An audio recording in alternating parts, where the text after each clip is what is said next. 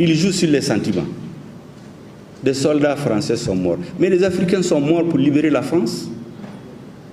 À la Deuxième Guerre mondiale, c'est l'Afrique qui était le lieu de repli de De Gaulle pour reconquérir la souveraineté de la France. C'est ici que les gens travaillent. C'est les Africains qui mouraient.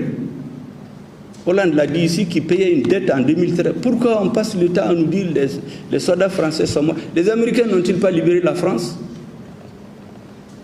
L'armée rouge n'a pas libéré une partie de l'Europe? Pourtant, quand les Français ont décidé que ce n'est plus nécessaire, ils ont dit aux Américains de partir. Est-ce que les Américains se sont mis à insulter les Français?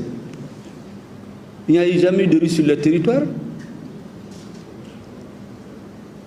Les soldats africains qui ont été libérés de la France, certains ont demandé leur simple droit en 1945, on les a massacrés à Tcharoui. Donc il faut qu'on arrête de jouer sur les sentiments et nous faire la leçon. Personne ne peut faire la leçon au gouvernement malien. Surtout pas des leçons de morale. Personne. Je dis bien personne ne peut nous déstabiliser. Notre peuple est un grand peuple. Mais on ne peut pas nous vassaliser. On ne peut pas transformer le pays en esclave. Ça, c'est terminé. Il n'y a pas de zone d'influence. En tout cas, le Mali ne fait pas partie de la zone d'influence d'un pays. Nous ne changerons contre rien la sécurité de notre pays et de nos populations.